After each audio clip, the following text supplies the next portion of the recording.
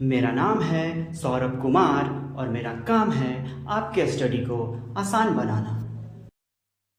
आज हम लोग शुरू करने जा रहे हैं नेशनलिज्म इन इंडिया।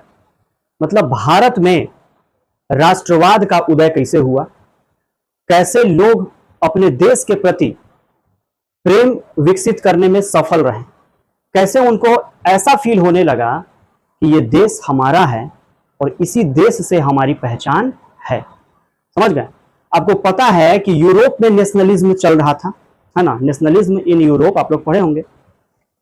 तो जब यूरोप में नेशनलिज्म चल रहा था तो आप देखे होंगे कि बहुत से लोग, पहले उनको नहीं पता था कि नेशनलिज्म होता क्या है, एक राष्ट्र होता क्या है, एक देश होता क्या है, कुछ नहीं पता था। बस अपने लिए जीते थे, खाते थे, पीते थे, मस्त रहते थे। लेकिन जैसे जैसे जो बुद्धिजीवी लोग थे, पढ़े लिखे लोग थे, उन्होंने अपने पैम्पलेट के मदद से, बुक के मदद से, न्यूज़पेपर के मदद से लोगों के बीच जो है नेशनलिज्म के भावना को पैदा किया। तब जाकर के धीरे धीरे लोगों के मन में ये एहसास होने लगा कि नहीं, हम किसी देश के नागरिक हैं। आखिर हमारी क्या पहचान है, हम कहाँ रहते हैं, कौन है हम, कहीं भी जाएंगे अगर तो क्या पहचान होगी हमारी।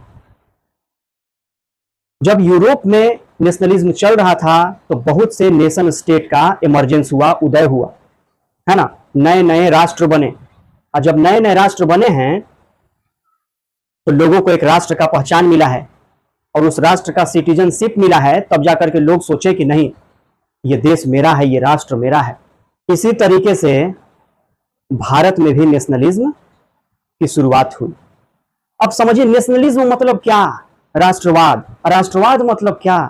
तो nationalism is a feeling of unity. Nationalism जो है ना, एकता का भाव पैदा करता है। किसी नागरिक को उसके देश का गौरव जो होता है, क्योंकि देश का प्राइड, कंट्री का प्राइड, समझ गए? तो मतलब आप कह सकते हैं कि nationalism is the feeling of unity among the people of nation.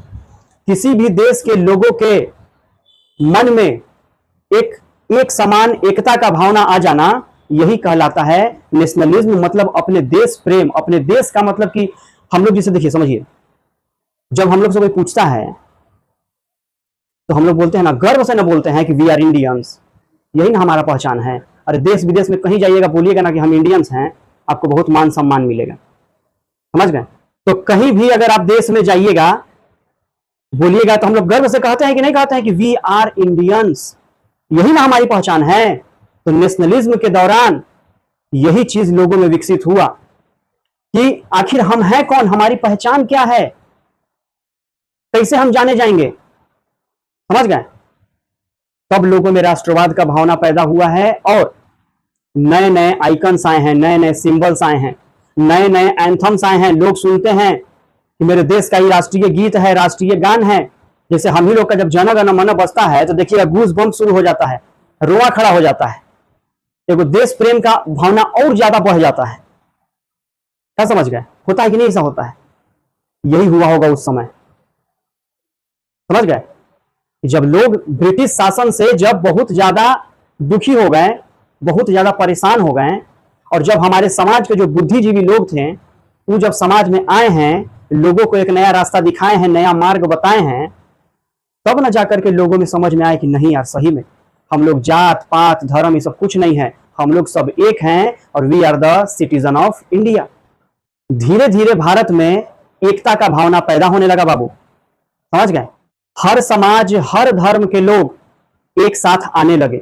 समझ गए? मतलब अलग अलग ग्रुप, अलग अलग सोसाइटीज के लोग अब एक साथ आकर के क्या होने लगे, मिलने लगे। मतलब सिंपल शब्द में कहा जाए तो अलग अलग समाज के लोग एक धागा में आकर के बंध गए, है ना? लेकिन आप लोग को पता है कि भारत में अलग अलग वर्ग के लोग रहते हैं, कोई ऊंचा वर्ग, कोई नीचा वर्ग, कोई मध्यम वर्ग, है ना? तो सबके लिए नेशनलिज्म की भावना एक तरीके की नहीं थी। सबके लिए नेशनलिज्म की भावना एक जैसा नहीं था।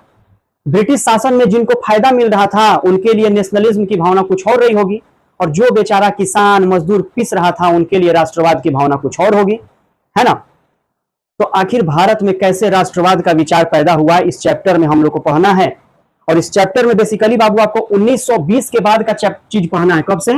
1920 के डिकेड का बात पढ़ना है आपको। समझ गए? कोई दिक्कत है? नहीं। तो जो है अब जो है हम मेन मुद्दे पे आते हैं कि आखिर कैसे भारत में कैसे क्या हुआ और कौन वो एक महान नेता हमारे देश में आए जिन्होंने एक बहुत बड़ा मास मूवमेंट तैयार कर दिया पूरे देश के लिए। अब पूरा देश उनके साथ चल दिया और उन्होंने किसी को एक गोली तक नहीं मारी, सिर्फ लाठी पे चलते रहे, अहिंसा पे चलते रहे, नॉन वायलेंस पे, और अंततः देश को आजाद करा दिए। अब बात कर रहे हैं हम फर्स्ट वर्ल्ड वॉर की। फर्स्ट वर्ल्ड वॉर का डेट तो आपको पता होगा, कब से कब तक था? 1914 से 1918, मतलब 1914 से 1918 तक था। क्या लगता है आपको, युद्ध अच्छा होता है? युद्ध हमेशा खराब हुआ है। युद्ध हमेशा मतलब कि दुख लाया है। युद्ध हमेशा बेरोजगारी, भूखमरी ही लाया है। मतलब युद्ध जो है विनाश ही लाया है। ये जो विश्व युद्ध था महाराज, समझ लीजिए कि कितना लोगों का जान गया होगा, है? कितना रुपया इसी फूका गया होगा, कितना, समझ रहे हैं ना? और इसका क्या प्रभाव पड़ा है? इसका प्रभाव पड़ा है कि जब विश्व युद्ध खत्म हो गया, वर्ल्ड वॉर खत्म हो गया, तो समझ लीजिए कि युद्ध में जो पैसा किसी देश का खर्चा हुआ था, उस पैसा का क्षतिपूर्ति करने के लिए, क्षतिपूर्ति समझ रहे हैं ना, उस पैसा को आके जो खर्चा हुआ युद्ध में, उसको फिर से वापस लाने के लिए, ताकि सरकार अच्छे से चल सके, इसके लिए बेचारा टैक्स बढ़ा दिया गया। बताइए, टैक्स कौन भरता है? आम जनता भरती है। लोगों को गुस्सा नहीं आएगा? हैं? इसके बाद इनकम टैक्स लागू कर दिया गया कि आपका जो इनकम है उस हिसाब से आपसे टैक्स लिया जाएगा। समझ गए? सामान का दाम दुगना हो गया। समझ गए? मतलब कि वस्तु जो भी था उनका दाम क्या हो गया? दुगना हो गया। समझ गए? लिखा है आपके बुक में कि 1913 से 1918 के बीच कीमत दुगना हो गया बाबू। समझ गए? और कीमत दुगना होगा तो कौन पीसेगा इसमें? आम जनता। आम जनता, समझ रहे हैं ना? इसके बाद क्या हुआ कि धीरे धीरे कुछ फसलें कुछ जगह की थी, तो 1920-21 के समय देश के कुछ हिस्सों में फसल खराब हो गया। समझ गए? फसल खराब हो जाना, एक तो और ही कमी हो जाएगा अनाज का, और जब अनाज का कमी हो गया तो भूखमरी जैसी हालत हो गई। और एक पे एक और दिक्कत हो गया, उस समय फ्लू फैल गया। समझ गए? फ्लू नाम का बीमारी वायरस से होता है कि फ्लू फैल गया। और फ्लू फैल गया तो जानते हैं लगभग मिलियंस में लोग मरे, मिलियंस में। 1 मिलियन में 10 लाख, समझ लीजिए कि कई लाख लोग मरे। हालांकि आपका बुक लिखा है 120 से 130 लाख लोग मरे। इस तरीके का जब हालात पैदा हुआ ना, तो लोग सोचे ना कि हे भगवान, इस तरह की स्थिति कभी पैदा मत कीजिएगा, जो उस समय के हालात थे। समझ गए?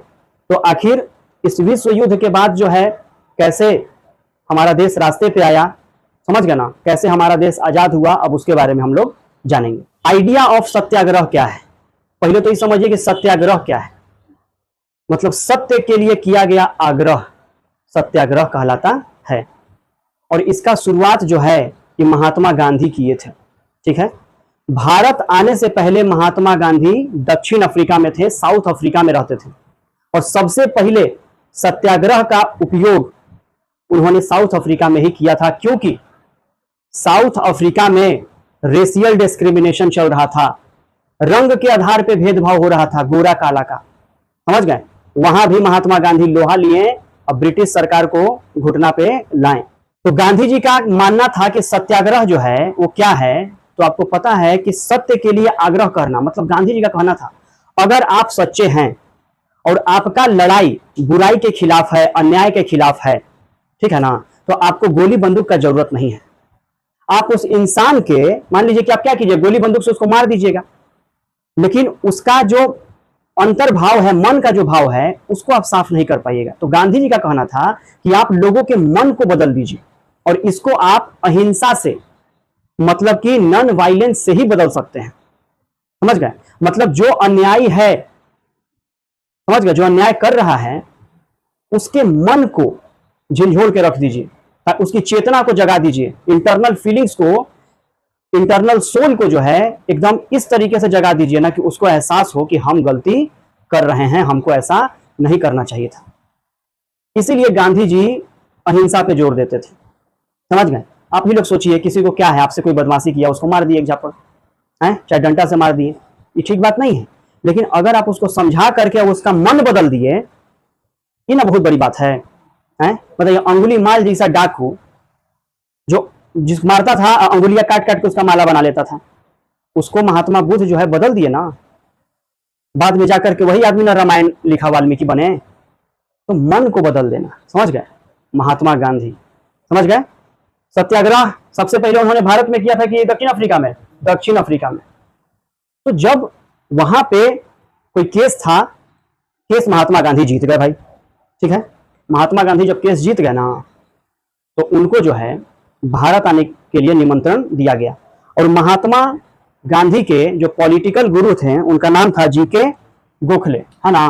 पॉलिटिकल जो टीचर थे महात्मा गांधी के, उनका कोच नाम था जीके गोखले, माने गोपाल कृष्ण गोखले, ठीक है। महात्मा गांधी रिटर्न आ गए इंडिया, जानते हैं कब? 1915 में। क्या 1915 से पहले गांधी जी भारत नहीं आए थे? आए थे, लेकिन प्रॉपर यहां रहने के मकसद से नहीं। माने फाइनली पूरे तरीके से महात्मा गांधी भारत आ गए 1915 में, ठीक है। लेकिन इनके जो गुरु थे जीके गोखले, इन्होंने कहा कि देखो, अभी जाते जाते तुम आंदोलन में मत कूद जाना, सबसे पहले आप जाइए और एक साल एक विद्यार्थी की तरह, एक स्टूडेंट की तरह रहो और देखो कि अंग्रेज यहाँ क्या क्या कर रहे हैं, किस तरीके का नीति ला रहे हैं, कैसे लोगों को परेशान कर रहे हैं, प्रताड़ित कर रहे हैं।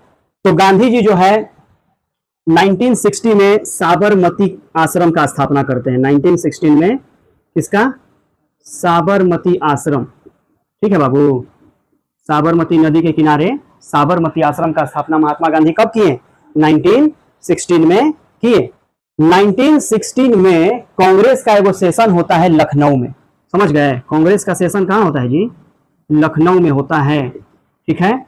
लखनऊ में होता है 1916 वाला कांग्रेस का सेशन। इसमें जो है महात्मा गांधी जाते हैं, उस कांग्रेस सेशन में भाग लेते हैं। और वहीं पे एक व्यक्ति जिसका नाम था राजकुमार शुक्ल, महात्मा गांधी से मिला। और वो राजकुमार शुक्ल जो थे, वो बिहार के पश्चिमी चंपारण के रहने वाले थे।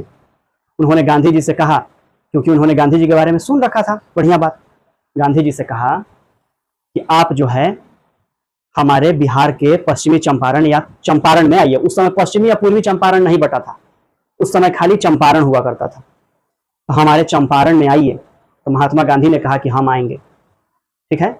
और 1917, डेट याद रखिएगा, 1917 महात्मा गांधी चंपारण गए, वहां किसानों का हालत देखें, समझ गए? तो 1917 में जब चंपारण गए ना, तो चंपारण सत्याग्रह हुआ।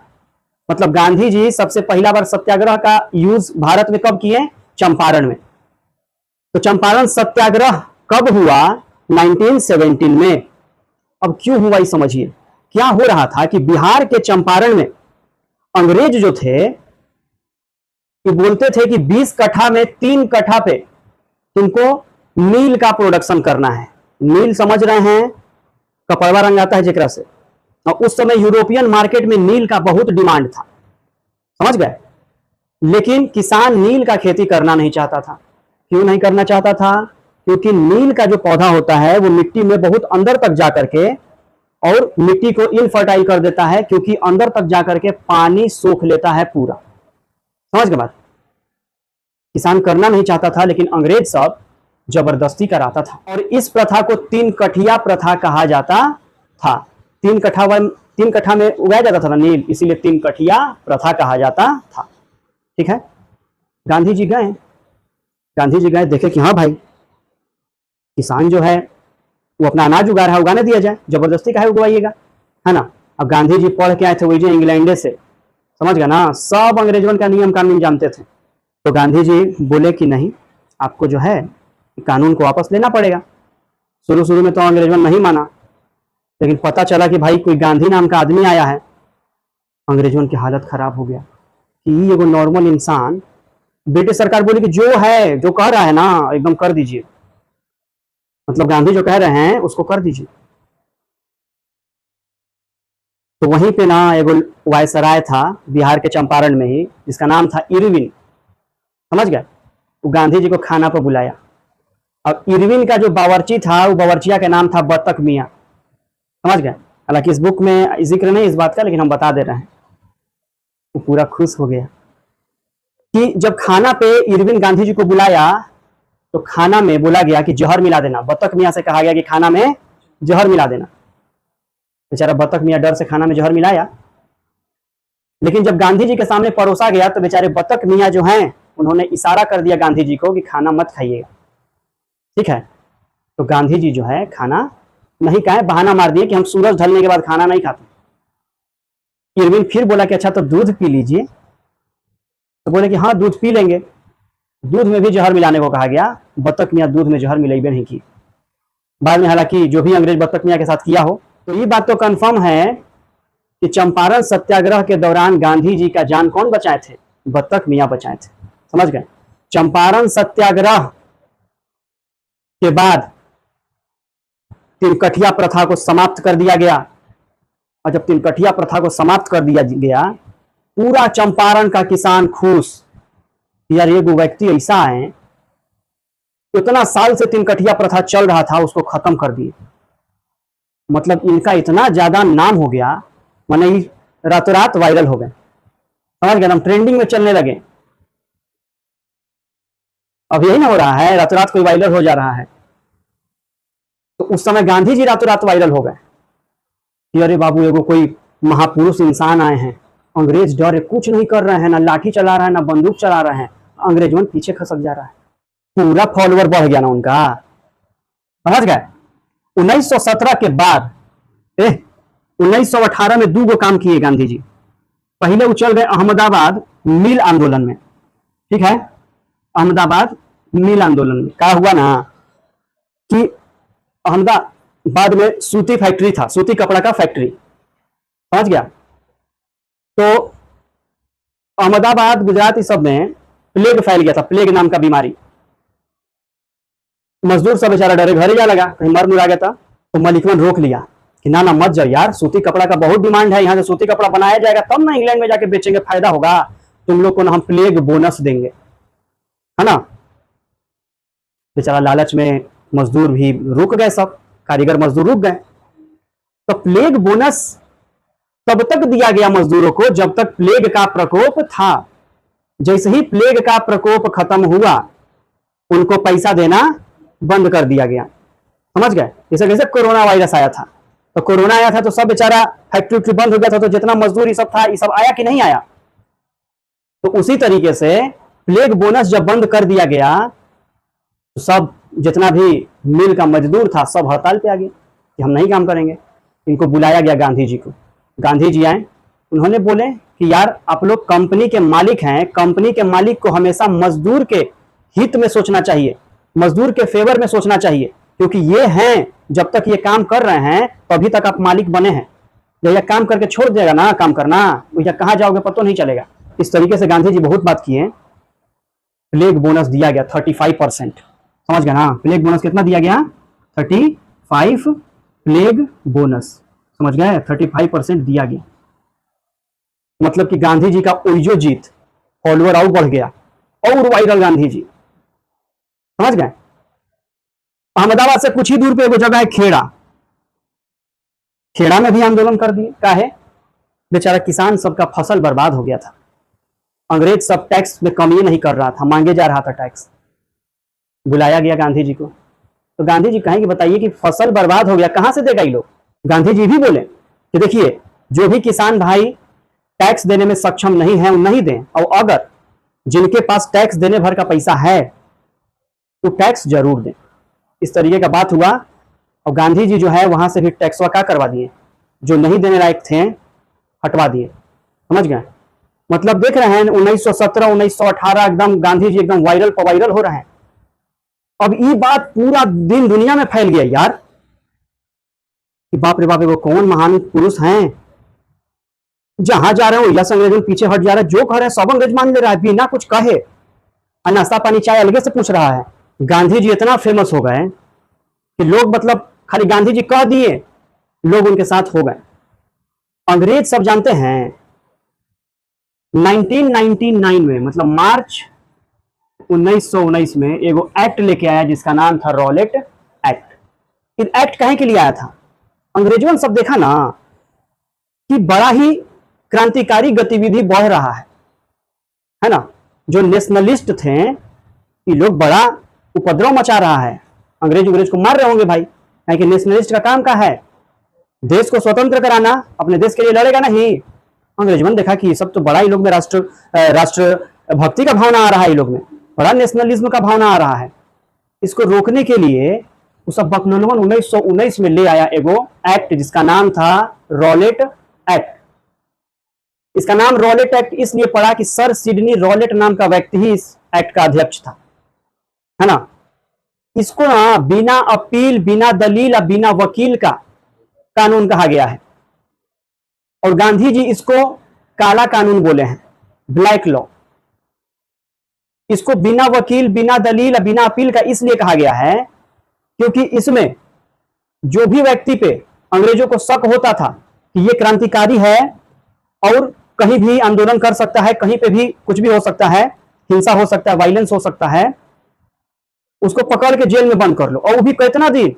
2 साल तक बिना ट्रायल के, पकड़ के और 2 साल तक रख दो जेल में, बिना कोई ट्रायल के। पूछबो नहीं करेगा कि तेरा पकड़े हैं, तेरा जज के सामने पेश करेंगे कि नहीं करेंगे, तेरा पर फैसला होगा कि नहीं होगा। अब क्या होता है, पुलिस पकड़ के ले जाती है किसी को तो मजिस्ट्रेट के सामने पेश करती है ना 24 घंटा के अंदर। इसमें है ये नहीं था, बस पकड़ा और 2 साल के लिए अंदर, समझ गए। जब रॉलेट एक्ट आया तो इस रॉलेट एक्ट के खिलाफ महात्मा गांधी पूरे देश भर में वो हड़ताल करवाए 6 अप्रैल 1919 को, समझ गए। कब? 6 अप्रैल 1999 को, मतलब 6 अप्रैल 1999 को पूरा हड़ताल हुआ देश में, समझ गए। इस हड़ताल में कौची किया गया बाबू? तो इस हड़ताल में अलग अलग शहर में जुलूस निकाला गया, रैली निकाला गया, वर्कशॉप में काम करने वाला जितना भी मजदूर था ये लोग सब हड़ताल पे चला गया, दुकान बंद हो गया, समझ गए ना। टेलीग्राफ और टेलीफोन ये सब का सुविधा जो है उसको बंद कर दिया गया, काट दिया गया, समझ गए। इस तरीके का जब जुलूस, उपद्रव, नारा लग रहा था ना, तो जो अंग्रेज थे ये वो शांतिपूर्ण जुलूस में ना गोली उली चलवा दिया। जुलूस निकाल रहा था, शांतिपूर्ण तरह से चल रहा था, अब गोली मरवा दिया अदमियन के, समझ गए। इसके बाद गोली चलवाने के बाद जो है मार्शल लॉ लागू कर दिया गया। मार्शल लॉ समझ रहे हैं कि मतलब लोग आपस में इकट्ठा होकर बातचीत नहीं करेंगे, क्योंकि आपस में इकट्ठा होकर सब बातचीत करेगा तो हो सकता है कि किसी कोई षड्यंत्र रच रहा होगा, अंग्रेजों को मारने का कुछ ही रच रहा होगा, है ना। तो मार्शल लॉ लागू कर दिया अंग्रेजों ने, समझ गए। अच्छा, एक बात हम आपको बताना है कि जब क्रांतिकारी आंदोलन चल रहा था, है ना, तो इस तरह के आंदोलन को दबाने के लिए इंपीरियल लेजिस्लेटिव काउंसिल ने बहुत जल्दीबाजी में इस एक्ट को पास किया था, रॉलेट एक्ट को। कौन पास किया था? इंपीरियल लेजिस्लेटिव काउंसिल, ठीक है, याद रहेगा ये बात। अच्छा जी, अब आगे बढ़ते हैं। तो क्या हुआ कि मार्शल लॉ लागू कर दिया गया, और मार्शल लॉ जब लागू कर दिया गया और इसका सारा का सारा जिम्मेवारी दे दिया गया जनरल डायर को, ठीक है। इसके बाद 10 अप्रैल 1919 को अमृतसर के दो नेता, एक का नाम था डॉक्टर सत्यपाल और एक का नाम था सैफुद्दीन किचलू, है ना। किचलू, कुचला चटनी बनता ना कुचला आम के, वो कुचला नहीं, नाम था किचलू। तो डॉक्टर सत्यपाल और सैफुद्दीन किचलू को पकड़ के ले गया कौन? ब्रिटिश वाला। तो भाई अमृतसर के जो लोग थे, क्योंकि वहीं के लोग थे, ये लोग जो हैं विरोध प्रदर्शन में, चुपचाप आदमी विरोध प्रदर्शन करने के लिए अमृतसर में एगो बड़ा सा गार्डन था जिसका नाम था जलियांवाला बाग। ये जलियांवाला बाग कभी कोई जल्ली नाम के व्यक्ति का था, उसी नाम से जलियांवाला बाग नाम पड़ा होगा। जलियांवाला बाग चारों तरफ से बाउंड्री किया हुआ था, छोटा सा गेट था, उसके अंदर एगो कुआं था, ठीक है। तो बैसाखी का दिन था, बैसाखी का मेला लगल था, बच्चा बूढ़ा औरत आदमी सब बेचारा जलियांवाला बाग में वहां पर अपना पर्व मना रहा था। और शहर से थोड़ा सा दूर होने की वजह से वहां के लोगों को ये नहीं पता था कि शहर में मार्शल लॉ लागू हुआ है, मतलब लोग इतना भीड़ में एक जगह इकट्ठा नहीं हो सकते हैं, ये बात वो लोग को बेचारे का पता नहीं था, क्योंकि पहले ऐसा थोड़ा था कि तुरंत आया वायरल हो गया। अरे बताइए, अब कोई घटना होता है तो तुरंत आ जाता है कि नहीं? तो भाई जब मार्शल लॉ लगा है, पता है, तो जनरल डायर आया। अरे तो पहले सुअर को कहना चाहिए था ना कि तुम लोग यहाँ जमा मत रहो, मार्शल लॉ लागू हो गया है, आप लोग अपना अपना घर जाइए, घरे जाके अपना त्योहार बैसाखी मनाइए। वो जो है अपना सेना को आदेश दिया कि चारों तरफ से घेर लो, अब बाहर निकलने का रास्ता वो घेर लो, और अंधाधुंध गोली चलाने लगा बाबू। समझ गए भाई? इस समय डेट था बाबू 13 अप्रैल 1919, याद रखिएगा, बहुत इंपॉर्टेंट डेट है। जलियांवाला बाग हत्याकांड, मैसेकर बोलिए इसको, ठीक है? जलियांवाला बाग हत्याकांड हो गया, मतलब हजारों की संख्या में निर्दोष बच्चा बूढ़ा औरत को मार दिया। कुछ लोग जान बचाने के लिए बेचारा कुआं में कूदा, तो जो निचवा कूदा ऊपर से कूद कूद के सब चाप के मुआ दिया। समझ गए? कितना दुख का बात था, बताइए। ऐसा करना चाहिए था? चारों ओर से घेर के गोली मार दिया यार। लेकिन इस घटना को एगो लड़का बाहर से देखा, इस घटना को एगो लड़का बाहर से देखा था कि कैसे उसके अपने लोग को अंग्रेज गोली मार रहे हैं। समझ गए? अभी जो ऑर्डर देने वाला ओ डायर नाम का व्यक्ति था कि गोली मार दो, ऑर्डर देने वाला कौन था? ओ डायर, पंजाब का लेफ्टिनेंट गवर्नर था वो उस समय, ओ डायरवा। इस घटना के बाद पूरे देश को ना ये घटना हिला के रख दिया, पूरा देश। मतलब लोग जो है ना बहुत जगह तो तोड़ फोड़ करने लगे, अंग्रेजों को मारने पीटने भी लगे, जरूरी भी था, ठीक है। और आपको सुन के एक बात का हैरानी होगा बाबू कि जब ये गया यहां से ना जनरल डायर, इसको ब्रिटिश सरकार जो है ना प्राइज दिया कि अच्छा काम किए हो तुम, बताइए। मतलब एगो निचड़ाई का हद होता है, वो पार कर दिया था ये सब। समझ गए ना बात? लेकिन हम आपको बता दें कि जलियांवाला बाग हत्याकांड को बाहर से एक लड़का देखा था, बेचारा 21 साल इंतजार किया है, 21 साल। इसका नाम था सरदार उधम सिंह। 21 साल के बाद ये उधम सिंह गए हैं इंग्लैंड, इंग्लैंड में इसके ऑफिस में घुस के इसको गोली मारे हैं, और कहे भी कि अगर तू मर भी गया होता ना तो हम कब्र से निकाल के मारते, लेकिन तोरा मारते। हम प्रण ले लिए थे कि जैसे तू हमारे लोग को मारा ना वैसे तोरा मारेंगे हम। समझ लीजिए, उतना देखे ना कितना पेशेंस था। 21 साल इंतजार किए, नहीं तो आदमी तो धीरे धीरे भुला जाता है कि छोड़ना कौची करना है, अब बहुत दिन हो गया। 21 साल प्रतिशोध दिल में जल रहा था कि मारेंगे, हम ही मारेंगे इसको। इंग्लैंड में जाकर के ऑफिस में जाके मारे। समझ गए? तो ओ डायर का हत्या क्या किया था? उधम सिंह किए थे। कब किए थे? तो 1940 में किए थे। समझ गए बात? जलियांवाला बाग हत्याकांड में एगो गद्दार था भारत का, जिसका नाम था हंसराज। हंसराज, यही सुअर जो है जाकर के आपको अंग्रेजों से कुछ सूचना उचना दे दिया था। समझ गए ना? हंसराज, बताइए, ऐसा ऐसा तो लोग था।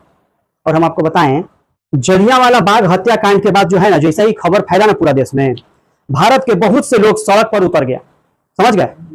हड़ताल होने लगा, लोग पुलिस से मोर्चा करने लगे, मैंने पुलिस से जो है बकझक लड़ाई सब करने लगे। समझ गए?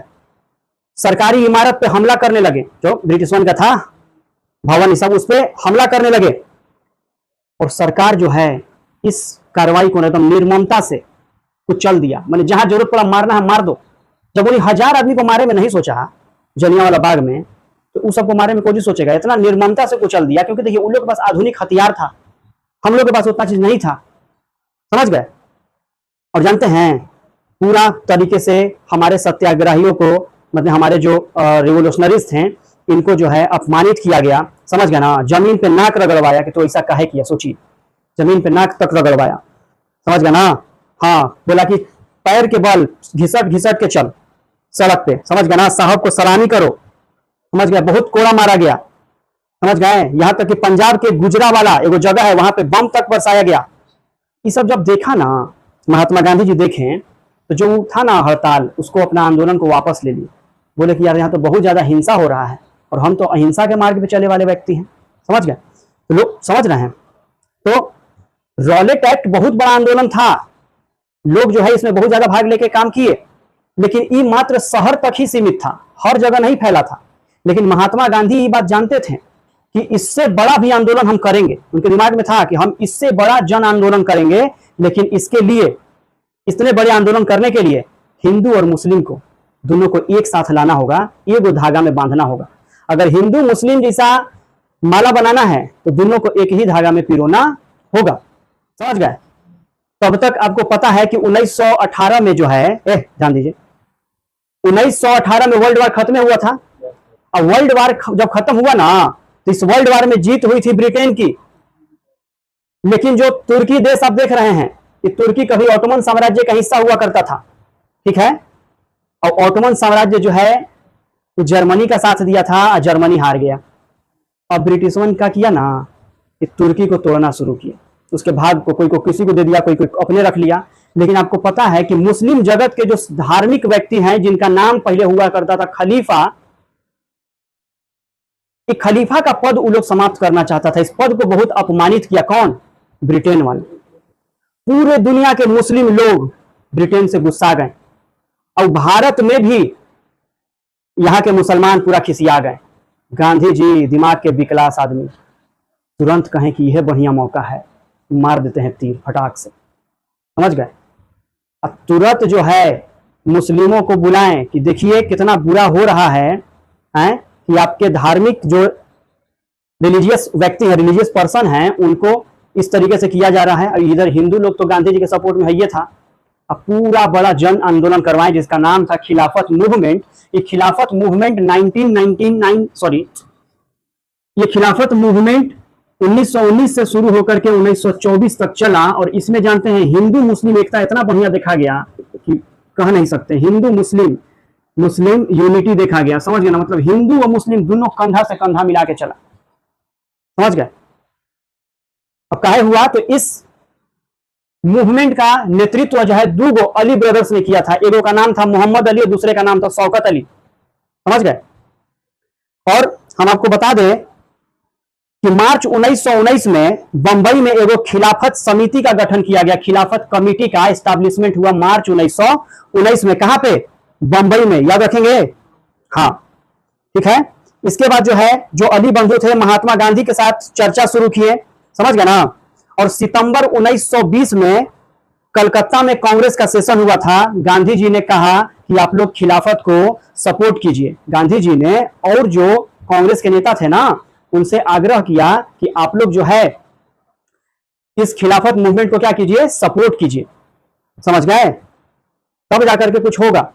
अब गांधी जी बढ़िया मौका ढूंढ लिए थे, हिंदू मुस्लिम सब एक साथ हो गए थे, तो खिलाफत मूवमेंट 1924 तक चला। और याद रखिएगा कि 1924 तक क्यों चला, तो हम आपको बता दें कि तुर्की का एगो शासक जिसका नाम था मुस्तफा कमाल पाशा, ये मुस्तफा कमाल पाशा ना 1924 में खलीफा के पदे को समाप्त कर दिया। जब खलीफा के लिए लड़ाई हो रहा है, खलीफा के अस्तित्व के लिए, उसके पद के लिए लड़ाई हो रहा है, और जब वो पदे को खत्म कर दिया गया, तो फिर ये आंदोलन चला कहा है। लेकिन गांधी जी बहुत अच्छा किए। समझ गए ना? इस खिलाफत मूवमेंट में हिंदू और मुस्लिम का सभा हुआ। उस सभा का हेड गांधी जी थे। समझ गए? मतलब गांधी जी जानते थे कि कैसे क्या करना है। 1924 में ही खत्म हो गया। ठीक है? तो आपसे यहां से सवाल बोलेगा कि किस सेशन में, इन विच सेशन ऑफ कांग्रेस खिलाफत मूवमेंट इज पास्ड, मतलब खिलाफत मूवमेंट को पास किया गया 1920 के सितंबर वाले अधिवेशन में। ठीक है? हाँ जी, ये वाला हुआ था कलकत्ता में। गांधी जी जो हैं, उनके मन में ये बात हमेशा चलता था कि हमको पूरे देश के लिए वो जन आंदोलन खड़ा करना है, जिसमें हिंदू मुस्लिम सब एक साथ रहेगा। ठीक है? और उसका नाम था नॉन कोऑपरेशन मूवमेंट। समझ गए? Non cooperation movement. आखिर नॉन कोऑपरेशन मूवमेंट ही क्यों? Why non cooperation? तो देखिए, गांधी जी को बात पता था कि अंग्रेज भारत जब आया तो बिना भारतीय के सहयोग से तो नहीं आया होगा। ठीक है? ब्रिटिश शासन भारत में स्थापित हुआ तो बिना भारतीय के सहयोग के बिना तो नहीं हुआ होगा। और अभी तक ब्रिटिश चल रहे हैं तो बिना भारतीय के सपोर्ट से तो नहीं चल रहे हैं।